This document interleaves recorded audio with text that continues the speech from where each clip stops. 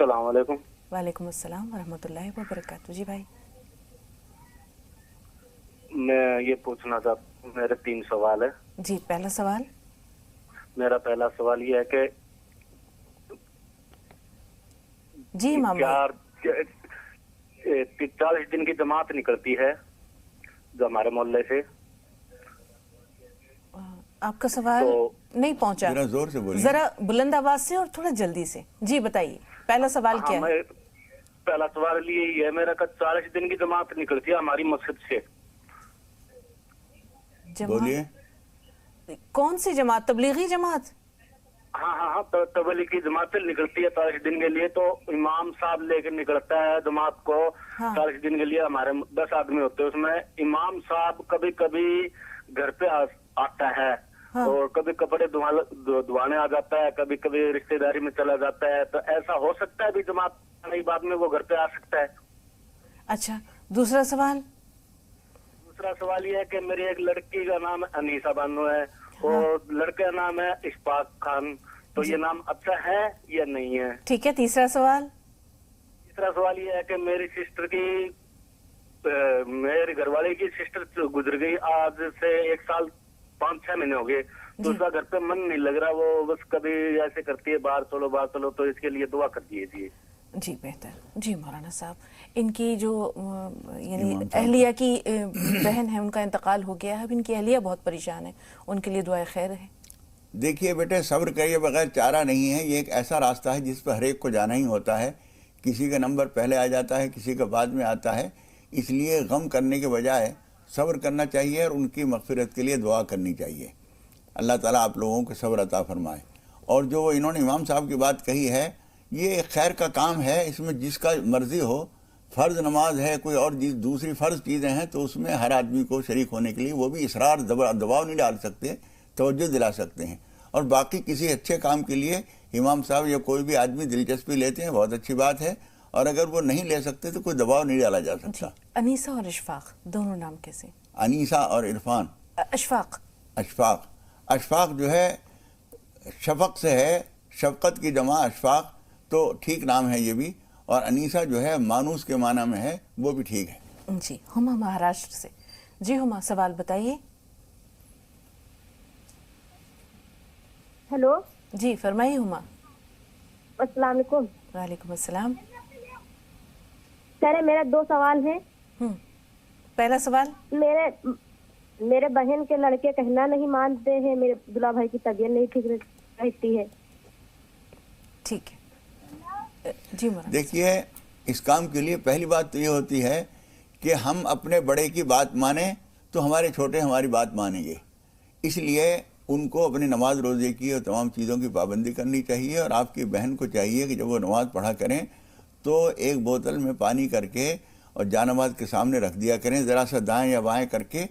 اور نماز کے بعد جو کچھ اس میں نماز میں پڑھا ہے انہوں نے, الگ سے کچھ اور پڑھنے کی ضرورت نہیں, وہ اس کے اوپر دم کریں. وہ پانی بچوں کو پلائیں, خود بھی پئیں, بہت ساری چیزوں کے لیے مفید ہے. جی بہن نے سوال کیا تھا کہ سورہ جمعہ محبت. دیکھیے سورہ جمعہ جو ہے جیم میم عین جس لفظ میں بھی آئیں گے اس میں جمع کا مفہوم پایا جائے گا. تو ایک تو سورہ جمعہ جمعے کے دن پڑھ لیا کریں, 3 مرتبہ کم سے کم پڑھیں. اور میاں بیوی کے لیے یا جو بھی 2 دوست ہیں, باپ بیٹے ہیں, بھائی ہیں, دوست ہیں, ان میں جن میں دوریاں ہیں ان کو قریب کرنے کے لیے دعا کی جا سکتی ہے. اس کے علاوہ نظام الدین اولیاء رحمۃ اللہ علیہ نے ایک بات یہ بھی فرمائی ہے کہ حضرت بابا فرید ان کے جو پیر تھے وہ یہ فرمایا کرتے تھے کہ کوئی آدمی اگر سورہ جمعہ جمعے کے دن پڑھتا ہے, شب جمعہ میں اور جمعے کے دن, تو اس کے لیے روزی میں خیر و برکت ہوتی ہے. اس لیے کہ اس کے آخر میں ہے واللہ خیر الرازقین, اللہ تعالیٰ بہترین روزی دینے والا ہے. تو یہ روزی کے لیے بھی مفید ہے اور باہمی تعلقات کے لیے بھی مفید. باہمی تعلقات کے لیے بہن جاننا چاہ رہی ہیں کتنے جمعے پڑھنا ہے اس کو؟ یعنی 3 مرتبہ ہر جمعے کو پڑھ لیا کریں. اور اگر ہر جمعے ہمیشہ پابندی کریں تو بہت اچھا ہے, ورنہ کم از کم 5 جمعے اس کی پابندی کر لیں. بہت شکریہ. ہم مشتاق بھائی سے بات کر رہے ہیں, جموں کشمیر سے ہمارے ساتھ ہیں. جی بتائیے بھائی سوال کیا ہے؟ السلام علیکم. وعلیکم السلام. جی مشتاق بھائی. قرآن پاک میں 3 تاریخوں کا ذکر کیا ہے, 3, 13 اور 23. 3, 13 اور 23. 24. ٹھیک ہے. آپ کیا جاننا چاہ رہے ہیں کہ یہ کن حوالوں سے؟ مجھے مولانا صاحب بتائیں. بہتر، تھوڑا سا انتظار. ایک خواب قرآن پاک میں 3 تاریخیں ہیں جن کو کہ بہت تفصیل سے یا جن کا کسی حوالے سے بیان ہے، 3، 13 اور 24. مختلف واقعات میں ہو سکتا ہے کہ اس طرح کے حوالے موجود ہوں. دیکھیے یہ عادات کا سلسلہ ایسا ہے کہ اس کو قرآن مجید نے یا کہیں بہت زیادہ اہمیت نہیں دی گئی ہے. ایک تو سورہ مدثر میں علیہا 19 کو کہا گیا ہے، باقی کسی خاص عدد کے لیے کوئی ایسی تفصیل نہیں ہے. جی اقبال بھائی آپ سے مخاطب ہیں، فرمائیے بھائی سوال کیا ہے؟ اقبال صاحب ہمیں سن پا رہے ہیں؟ السلام علیکم. وعلیکم السلام. جی مولانا صاحب نے میرے لیے دعا کی تھی، میرا آپریشن ہو گیا ہے کامیابی بہت، اور ہندوستان کا سب میں بڑا آپریشن ہوا ہے، اور میں کل ہی ہاسپٹل سے چھٹی لے کے گھر آیا ہوں. مولانا صاحب سے درخواست ہے کہ میرے لیے اور دعا کریں، اور آپ لوگوں کا بہت بہت شکریہ. شکر ہے اللہ کا جس نے آپ کو صحت و عافیت دی، جلد از جلد روبہ صحت ہو جائیں. اللہ تعالیٰ آپ کو اور مکمل صحت عطا فرمائے. میرے بھائی دعا تو سب کرتے ہیں، جس نے قبول کیا ہے مہربانی اس کی ہے، اس لیے شکر میں بھی اور آپ بھی مل کر اس کا شکر کریں کہ اس نے شفا دی، آپریشن کامیاب ہوا. اللہ تعالیٰ آپ کو مزید صحت عطا فرمائے. اور جتنے بھائی بہنیں پریشان ہیں جو علاج کی ضرورت ہے انہیں دعا تو ہماری یہ ہے کہ آپریشن کی نوبت ہی نہ آئے، اور اگر آپریشن ہو تو کامیاب ہو، اور اس کے بعد میں اس کے کچھ مضر اثرات ان کے جسم پر باقی نہ رہ جائیں. آمین ثم آمین. مولانا صاحب وہ ایک خواب بھائی نے بیان کیا تھا جس میں انہوں نے خود کو قبر میں دیکھا، قبر کی طرف، اور کوئی شخص انہیں لہسن دے رہا ہے. دیکھیے خدا پاک کبھی کبھی انسان کو اس کی زندگی میں جب کو صحت مند بھی ہوتا ہے یا کبھی کبھار بیمار ہوتا ہے اور اس کو قبر کا خواب دکھایا جاتا ہے، وہ ایک طرح سے اس کو یاد دلایا جاتا ہے کہ بندے یا بندی تو اپنی غفلت کی زندگی میں بھولا ہوا نہ رہے، ایک وقت یہ بھی تجھے آنے والا ہے. اس لیے ایک تو خدا پاک آدمی کے اخیر وقت کو کبھی کبھی یاد دلاتا ہے. دوسرے یہ کہ اس میں جو فقیر آیا اور آپ کو لہسن یا لہسی جو کچھ بھی تھا وہ پوری طرح سے میں سمجھ نہیں پایا، وہ جو کچھ تھا وہ آپ کو دیا، اور وہ جو سانپ نظر آیا اس کے اندر ایک خفیہ اشارہ اس بات کا موجود ہے کہ فقراء اور مساکین جو ضرورت مند لوگ کبھی آتے ہیں، جب ہم ان کو کچھ دیتے رہتے ہیں تو بہت ساری آفتیں ٹلتی رہتی ہیں. حدیث شریف میں بھی آتا ہے کہ صدقہ بلاؤں کو ٹالتا ہے.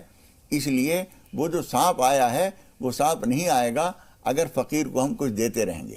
اس لیے خدا پاک کے نام پر خرچ کرتے رہنا چاہیے، اور جو ضرورت مند ہے چاہے بہت کروڑ پتی صحیح، لیکن اس وقت وہ ضرورت مند ہو گیا تو ہمیں اس کی مدد کرنی چاہیے. اللہ کی رحمتیں حاصل ہوں گی انشاءاللہ. پرویز بھائی جموں سے فرمائیے سوال کیا ہے؟ پرویز بھائی ہمیں سن پا رہی ہیں آپ؟ جی سن پا رہے ہیں. جی سوال بتائیے.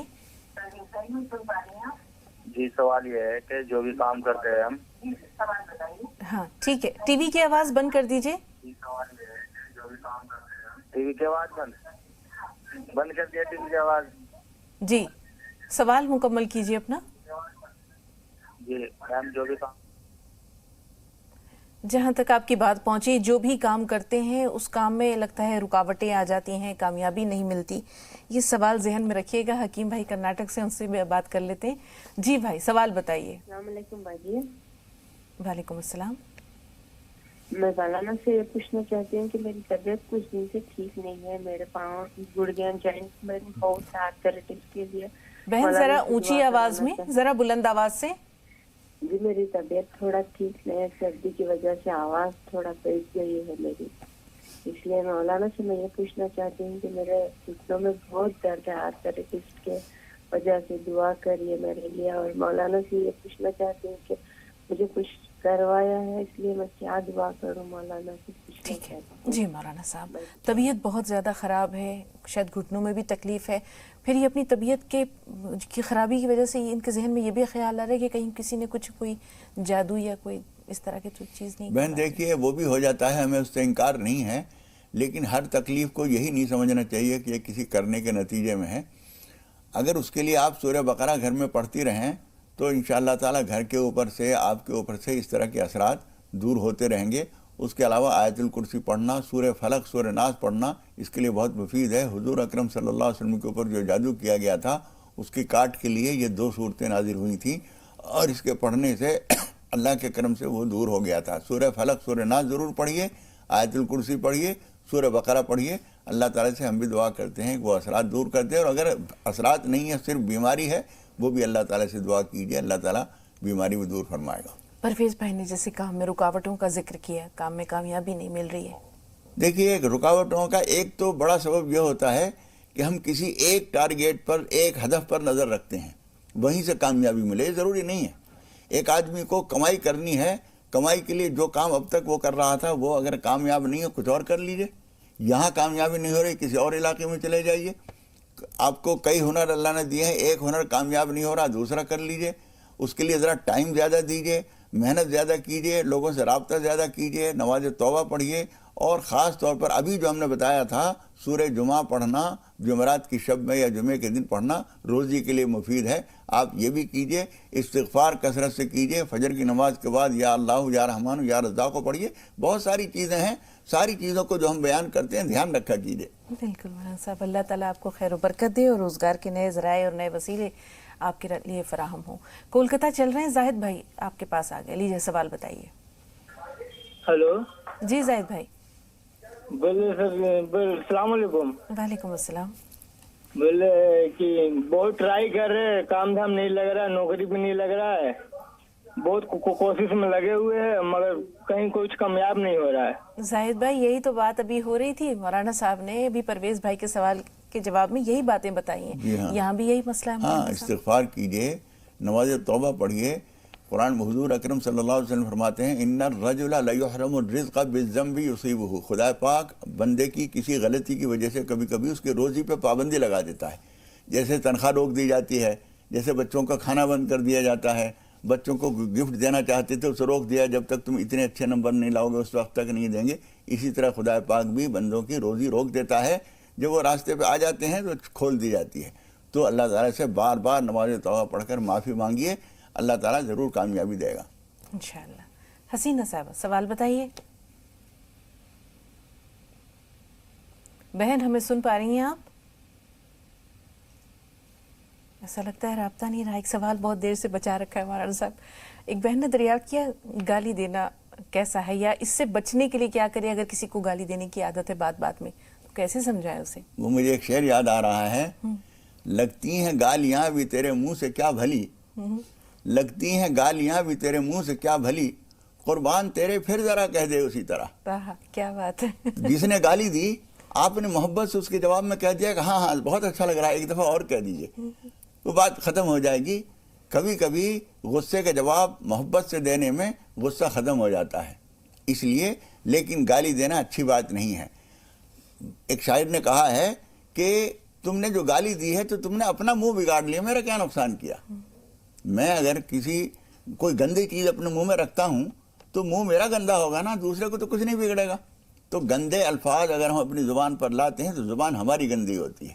اس لیے اپنی زبان کو پاک رکھنے کے لیے گندے الفاظ سے بچیے.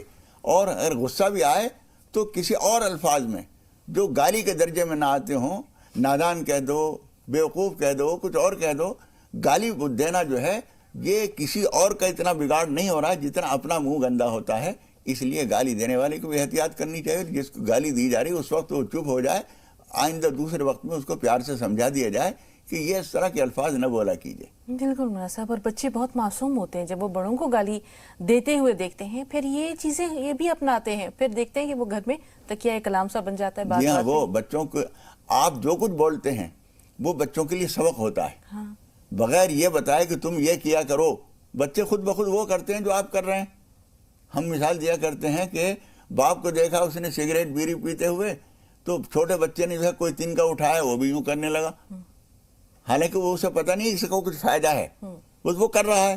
تو آپ جو کچھ کریں گے بچے وہ سیکھیں گے. اس لیے آپ جب آپس میں بات چیت کرتے ہیں تو یہ بھی سمجھیے کہ ایک تو آپس کے تعلقات پر اس کا اچھا یا برا اثر پڑے گا, اور دوسرے بچے اس کو سیکھیں گے. تو کیسی چیز ہم سکھانا چاہتے ہیں ان کو یا نہیں. بالکل مولانا صاحب. شمیم فرمائیے کیا سوال ہے آپ کا؟ السلام علیکم. وعلیکم السلام ورحمۃ اللہ وبرکاتہ. جی بھائی. میرا پوتا ہے 7 سال کا, بہت زیادہ ضدی اور پریشان کرتا ہے. जो कुछ बोलते हैं वो नहीं करता, पढ़ने के लिए भी बहुत परेशान करता है। ठीक है, 7 साल का बच्चा यानी 7 साल का पोता है इनका, बहुत जिद्दी है और कहा नहीं मानता। छोटे बच्चे जब जिद करते हैं तो वो एक तरह से एक खूबी है आने वाले वक्त की कि अपनी बात पे जम जाया करेंगे। तो इस बात की नाकदरी नहीं करनी चाहिए, इस बात को समझना चाहिए कि अपनी बात पे जमना जानता है आने वाले वक्त में, लेकिन गलत बात पे अड़ जाएं, उस पर एक आध बात उनकी जिद को तोड़ना भी चाहिए कि नहीं ये नहीं करेंगे, ये गलत है तुम्हारी बात। सही बात हो तो उसे मान लो, ठीक है बेटे तुम सही कह रहे हो, हम करेंगे ऐसा। तो उसको प्यार से समझाना चाहिए। और जिद करना भी बच्चों की एक आदत है, वो नाज होता है माँ बाप के ऊपर उनका, तो बाप हों या दादा दादी हों उनको प्यार से समझाना चाहिए। जिद्दी बने की आदत आने वाले वक्त में गलत होती है, फिर वो ज़िंदगी के हर मामले में अपनी बात पर अड़ने की कोशिश करते हैं, ये आदत अच्छी नहीं होती। बिल्कुल मौलाना साहब को ये मौका मिला तो इंशाल्लाह ज़रूर जानेंगे कि बच्चों में जो ये ज़िद है इसे कैसे ख़त्म करें, क्योंकि ये एक बड़ा अहम मसला है। जो बच्चे बचपन से ज़िद्दी होते हैं, हम देखते हैं जैसे आपने कहा कि वो तमाम उम्र ज़िद्दी उम्र भर रहते हैं। फिर वो ये करते हैं मेरी ज़ुबान से जो निकल गया दुनिया इधर से उधर हो जाए वो बदलेगा नहीं, ये फितरत गलत है। बिल्कुल। तो आज चूँकि वक्त तकरीबन ख़त्म हुआ चाहता है, आपका बहुत बहुत शुक्रिया स्टूडियो में तशरीफ़ आवरी के लिए, नाज़रीन की रहनुमाई के लिए। अल्लाह आपको सेहत व आफ़ियत दे, दराज़ी उम्र अता करे, इंशाअल्लाह फिर आपसे मुलाकात हो। तो शुक्रिया के साथ इजाज़त ले रहे हैं नाज़रीन।